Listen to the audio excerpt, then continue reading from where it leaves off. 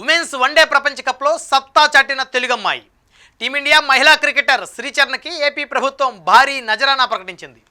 2,50,00,000 రూపాయల డబ్బులు, గ్రూప్ 1 ఉద్యోగం, కడపలో ఇంటి స్థలాన్ని ప్రభుత్వం ఇవ్వనుంది. అలాగే ఆంధ్రప్రదేశ్ ప్రభుత్వం ఆమెను ఘనంగా సత్కరించింది. నల్లప్రెడ్డి శ్రీచరణి కడప జిల్లా వీరపునాయనపల్లె మండలం ఎర్రమల్లె గ్రామానికి చెందినవారు. 16 ఏళ్ల వయసులోనే క్రికెట్లోకి ఎంట్రీ ఇచ్చారు శ్రీచరణి. ఈమె తండ్రి చంద్రశేఖర్ రెడ్డి రాయలసీమ థర్మల్ పవర్ ప్రాజెక్టులో ఉద్యోగిగా పనిచేసేవారు. శ్రీచరణి క్రికెట్ కోచింగ్ తీసుకోవడానికి తల్లిదండ్రులు తొలుత నిరాకరించారు. ఆమె మొండి పట్టుదల పట్టడంతో శిక్షణ తీసుకోవడానికి అంగీకరించారు. ఆమెకు మామ వరుస అయిన కిషోర్ కుమార్ రెడ్డి ఎక్కువ సపోర్ట్ చేశారు. తొలుత ఫాస్ట్ బౌలర్గా శిక్షణ ప్రారంభించిన చరణి వికెట్లు రాకపోవడంతో స్పిన్ బౌలింగ్కి మారారు. ఏడాది ఏప్రిల్లో శ్రీలంకపై తొలి వన్డే మ్యాచ్ ఆడారు. జూన్లో ఇంగ్లాండ్పై T20 చేశారు. శ్రీచరణ్ని ఉమెన్స్ ప్రీమియర్ లీగ్లో ఢిల్లీ 55 లక్షలు పెట్టి కొనుగోలు చేసింది. తన ఆట తీరుతో ఆకట్టుకుని ప్రపంచ కప్ టీంలో చోటు దక్కించుకున్నారు శ్రీచరణి. బ్యాటింగ్ కలిసి వచ్చే పిచ్లపై కూడా తన అద్భుతమైన బౌలింగ్తో వికెట్లు రాబట్టారు. ఇటీవల మహిళల వరల్డ్ కప్ క్రికెట్ టోర్నమెంట్లో భారత జట్టు అద్భుతమైన ప్రదర్శనతో అందరి మనసులు గెలుచుకుంది. ముఖ్యంగా యువ క్రికెటర్ శ్రీచరణి ఆట ప్రేక్షకులను ఆకట్టుకుంది. ఆమె బౌలింగ్లో కనబరిచిన నైపుణ్యం, ఫీల్డింగ్లో చూపిన చురుకుదనం ఇవన్నీ ఆమె ప్రతిభను చాటాయి. టోర్నమెంట్ ప్రారంభం నుంచే శ్రీచరణి కీలకంగా ఆడింది. బౌలింగ్ నైపుణ్యంతో అంతర్జాతీయ స్థాయిలో ఆమె పేరు మారు మోగింది.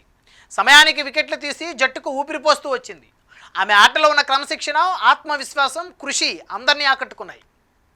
వరల్డ్ కప్లో శ్రీచరణి ప్రదర్శన భారత జట్టుకు గర్వకారణం. ఆమె లాంటి యువ క్రీడాకారులను దేశానికి మరిన్ని విజయాలు తేవడం ఖాయం. ఆమె అద్భుత ప్రదర్శనతో భారత మహిళా క్రికెట్ కొత్త స్థాయికి చేరుకుంటుంది. ఏపీ అమ్మాయి కావడంతో ఆమెను ఘనంగా సత్కరించింది ప్రభుత్వం. ప్రపంచ కప్ పోటీల తర్వాత తొలిసారిగా రాష్ట్రానికి వచ్చిన శ్రీచరణి ముఖ్యమంత్రి నివాసంలో సీఎం చంద్రబాబు, మంత్రి నారా లోకేష్ను మర్యాదపూర్వకంగా కలిశారు.